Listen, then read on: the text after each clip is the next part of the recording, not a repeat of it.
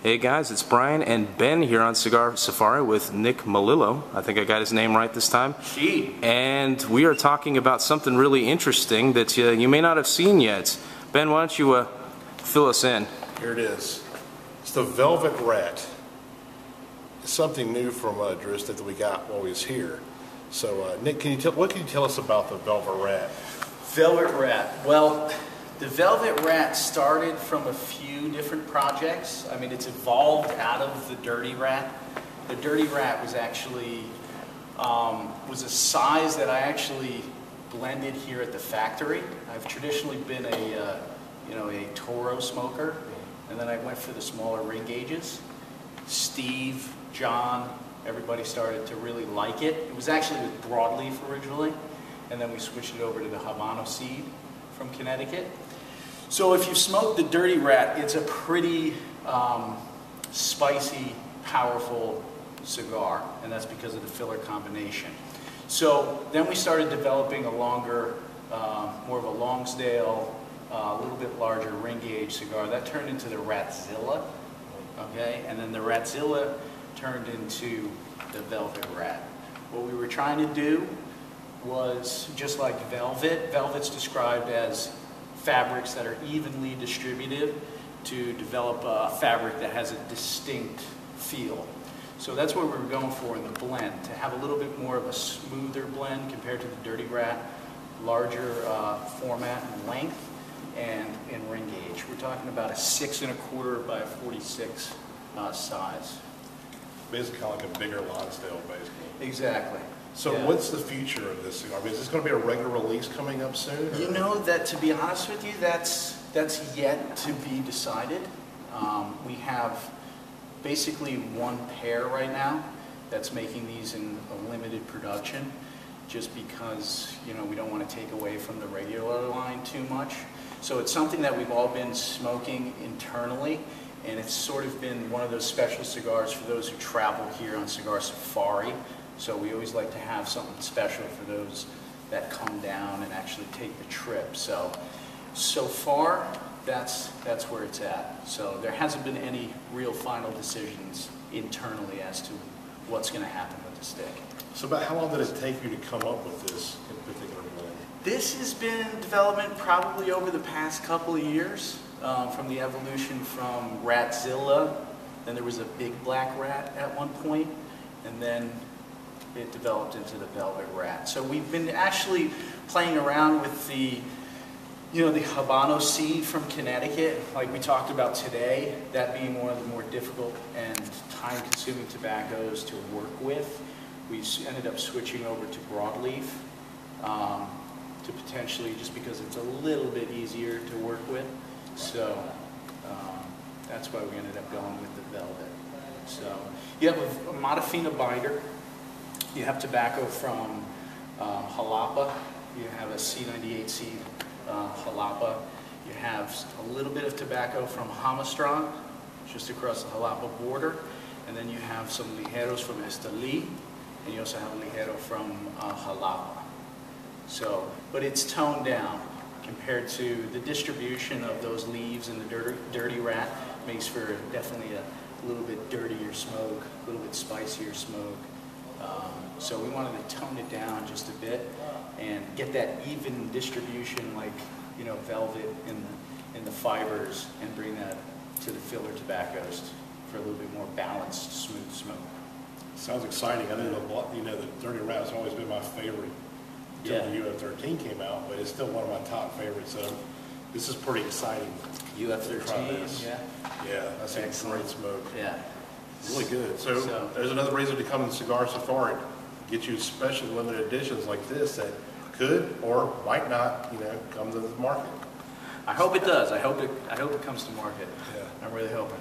Now, if something like that were to come to market, what kind of price retail point would you guess? Because this is hard to say, I know, yeah, but it's hard to say. It would definitely be up there with the rest of the Unico series, but that's tough to say at this point. I mean, just the materials that are used, just like all of the Liga line, are some of the best materials in the world, some of the most difficult materials to work with, time-consuming, a lot of investment that takes place. So would you say it's as challenging as like the T52 to produce? Definitely. Definitely? Definitely. I mean, in all these cigars, the care that's, put into the fermentation, the selection of the tobacco in the fields, the fermentation, to, you guys see, the detail-oriented work that's done on the floor, with the construction. So there's a lot of extra effort put into these sticks, just because we're so militant about keeping the quality and the standards as high as possible. It's just because we're just as much as,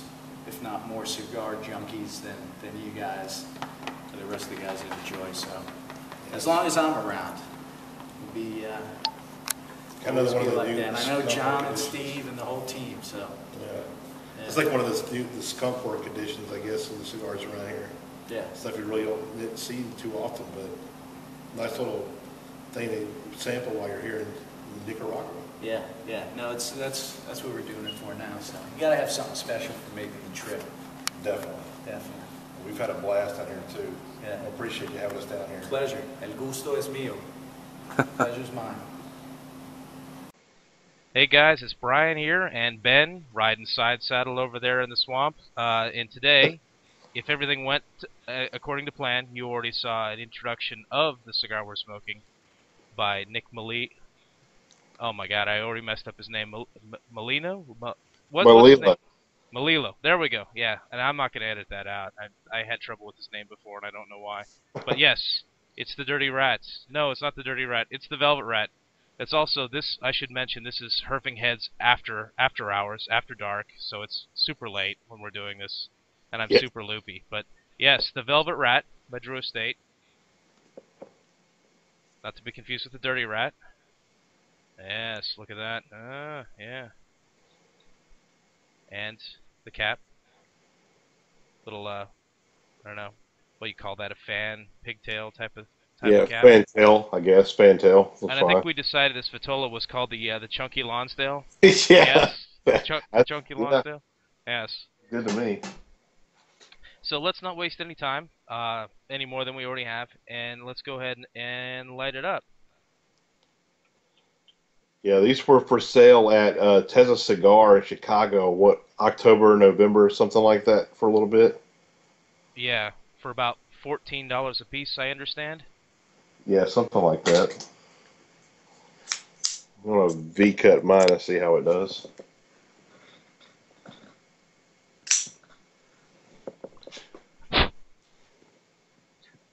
We were just, before we started recording, we were just noticing how, coming right from the factory, as these did, these of course were samples, from the factory, what an amazingly rich, chocolatey wrapper aroma this has. And I've noticed it on some of the other cigars that came back with me. We got to make sure we always record these late at night, because these are going to be awesome. It's bad. I got a really good draw on mine for sure. And it's got that same really deep, rich flavor too on the draw.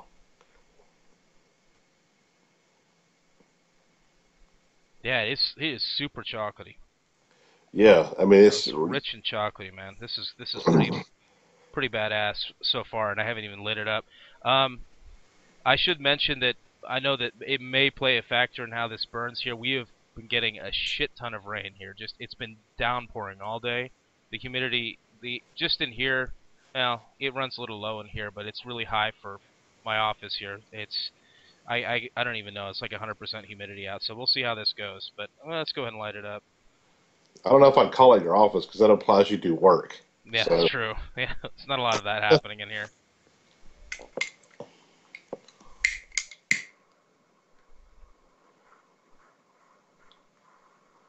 Now, the Dirty Rat is probably my favorite cigar that Drew Estate has. So I was really looking forward to actually trying this cigar. Now, to be fair, give everybody a warning, this is the one and only cigar of the Velvet Rat that we have had. That is correct. This was in a special gift pack that they gave us that had a bunch of really cool things in it, Flying Pig and assorted other things. And this was the only one that was in there. And even Ben, try as he would, he could not manage to weasel a second one. I know, man. You know, the thing was, too, what was cool about that, it was the the flying pig that was in there was a number 9 flying pig that hasn't been around for what, 4 years? Something like that. That was the first flying pig that came out, right? Yeah, it Yeah. was. Now I noticed that the feral the feral pig I smoked recently tasted a lot better to me. Again, it was right from the factory, but it tasted a lot better to me than I had thought I had remembered the feral pigs tasting in the past. Just like with this is so, it's really rich. The aroma, the cold draw, and everything was just super rich. Just it's very chocolatey right off the bat, which that's I just wonder if that's you know, maybe just sitting in the shelf and then being in transit, it had a much different transit with me than it would normally, get to a shop shelf. If that has an impact on it, whatever happens in transit, drying it out and heat and cold and all that crap, maybe that affects it normally. Or maybe I don't remember correctly. Maybe it always was that way. I don't know. I don't know because only the feral pig that I smoked was on the bourbon night, and and that was after a whole bunch of other stuff. So I do remember it seemed to be smoother though. I don't know. It didn't have that Yeah. punch that they used to have. Oh yeah, that's what I was thinking. It was way smoother than I remembered it being. It had a little bit of potency to it, but all right. Well, I think we should smoke this a little bit, unless you want to give a few thoughts off of the way it's starting. Yeah, well, I mean, right off the bat with a cigar, besides the typical ton of smoke that you get off of any of these Liga cigars, I do get that chocolatey note, and but it's not as rich as I was expecting it to be. It's a little bit more lighter of a chocolate note, a little bit creamier too than I was expecting. Yeah, I'm getting a cream and a little bit of a pepper finishing things off. Yeah, there's Or definitely maybe lots it's almost of, like a caramel fading into pepper or ending in pepper or something like that. yeah, something like that. Yeah, and that's pretty good. Anyway, let's kind of smoke some more of this down, and we'll come back to let everybody know what we think about it. All right, we're back. So how's it treating you, Ben? We're about at the halfway point now. You a little bit more than me. Me Yeah, about there. not too bad. Yeah, it's burning really well. I mean, you can see my burn line. It's like razor sharp. It's really nice. Tons of smoke, as you saw when we came back. Was a lot of smoke came off this cigar, and really, I'm getting really two real dominant flavors: chocolate and like a woodiness to it, which I can remind me kind of like oakiness or something. Now, when I retrohaled the cigar, we talked about this, off camera. With it was really basically it enhances all the flavor, like it amplifies the flavors you get now, but you also get a really blast of black pepper when you retrohale the cigar. Yeah, it seems like it rounds out everything. It really fills in the flavor. Uh, the chocolatey, I think you're getting a little more bitter than I am. Yeah, Mine's coming through still a little. It's kind of going more and more oaky or woody. From it started off really creamy, almost caramelly, milk chocolate, really rich, and it's kind of moved into a woodier area. The retrohale's peppery. Uh, the chocolate's definitely scaling back from that, and it's getting, yeah, it's not. I wouldn't say it's rough cigar. It's not, nowhere near as smooth as it was in the beginning. In the beginning, I'm like, I totally get the name. Now it's still it's still not rough. It's still not nearly as earthy and I don't know what else to say about it as some of the other Liga Privadas. But yeah, I mean, so far so good. yeah. The strange thing was when I came back on camera, you saw that big plume of smoke that came off my cigar. And what's odd was I just went to go take another pull off of it, and it was completely out. I mean, it went from burning great, all that smoke come out to gone out completely. That Uh, was weird. you ran into a weird gap in the filler or something. I don't know. But the other interesting thing about these, and every picture I've seen online, it seems to indicate the same thing. And you noticed this, I Yeah. think, on the band. The band actually has printed on it pre-release sample blend, and I'm wondering, because these were for sale at one point. I wonder if they went to sale they were sold with that band on. If they just kind of, it's right there at the top on Ben's band there. I don't know. mine will come in any better. But anyway,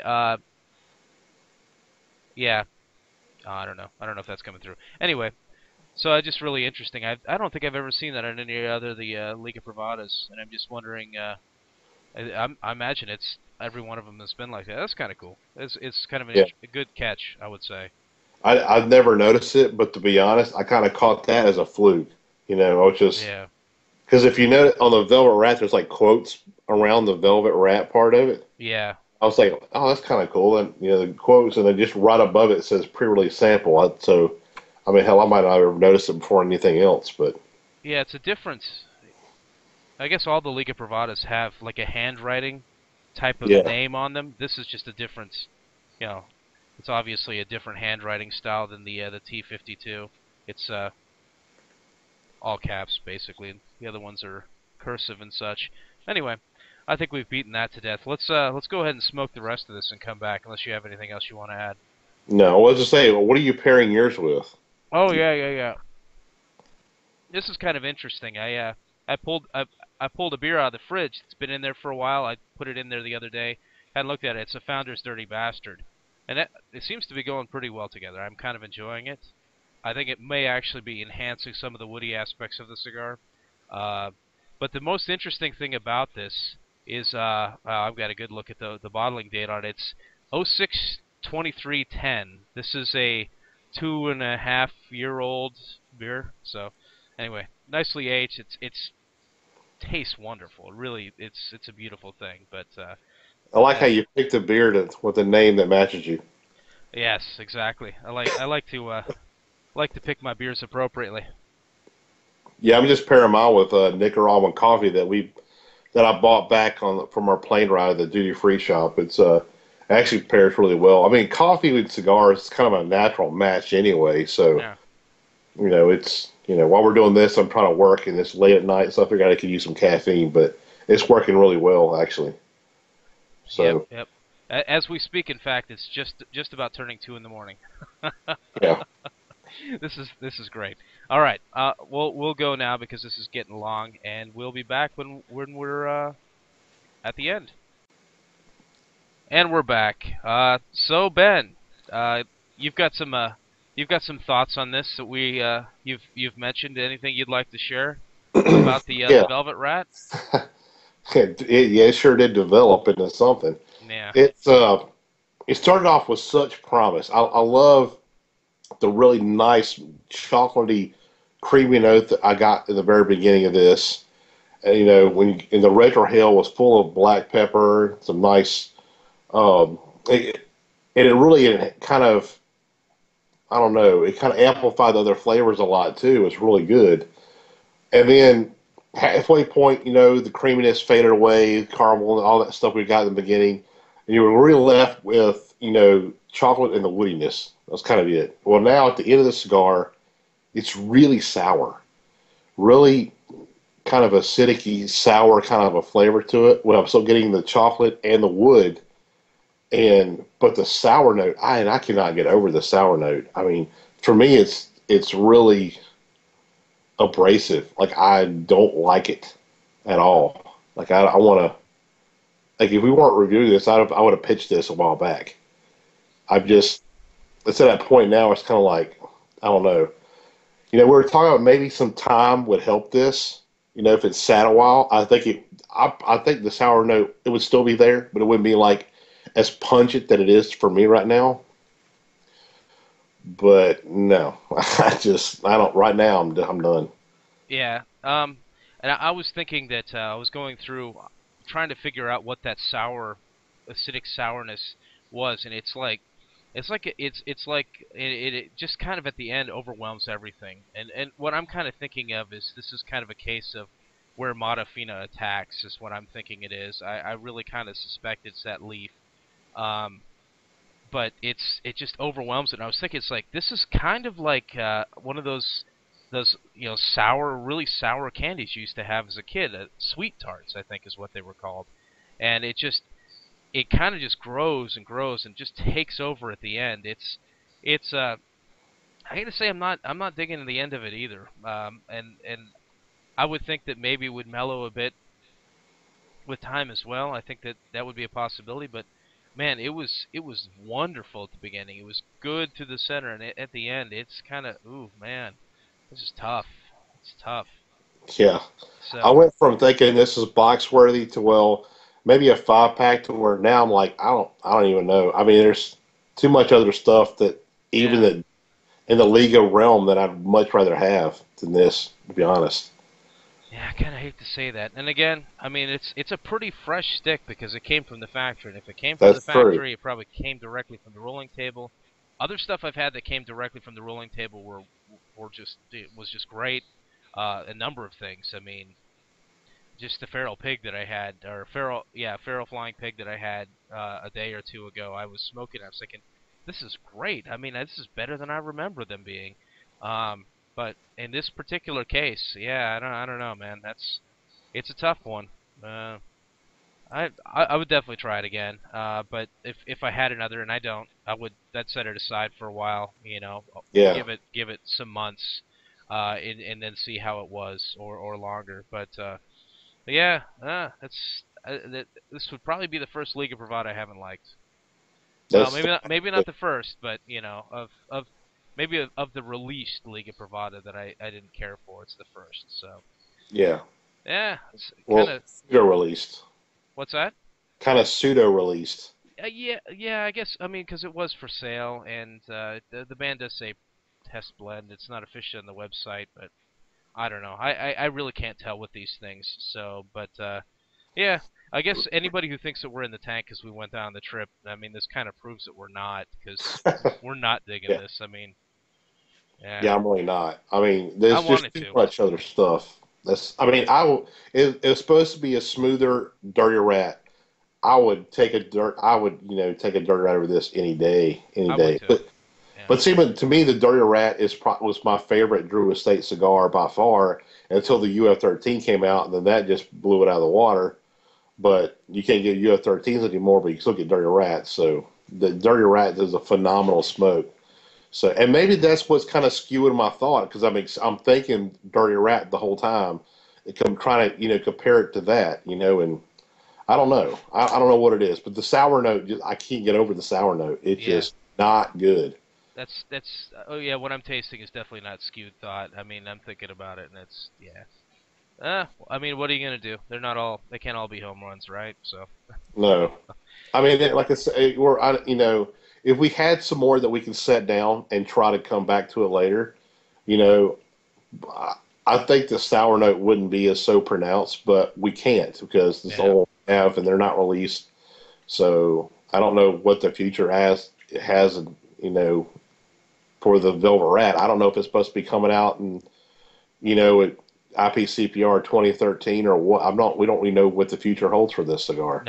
no, it's hard to say. It's with these things you never know, and it really is a lot to do with their production capacity. Even on the website, the Unico Serie they say is not quote commercially viable, so they just can't produce it in quantities or get the tobacco or whatever. So this may be the only one we ever see. But I'm sure other people will come across them and try them, and yeah, you let us know. I mean, if your experience with it is different, uh, if you see it in a shop, if it's for sale, if you sat some down, if you bought some and sat them down, let us know. Let us know how they are, because that would have been last year or something like that those were available, I think. So if you still have them, smoke one. Tell us what you think about it.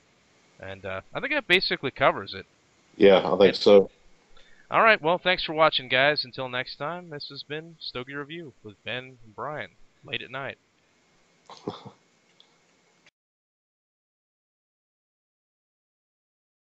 Again, your video looks clear. Say shit. Yeah, yep. Everything's working good on my end too. I didn't understand any of that, but it sounded like swamp talk.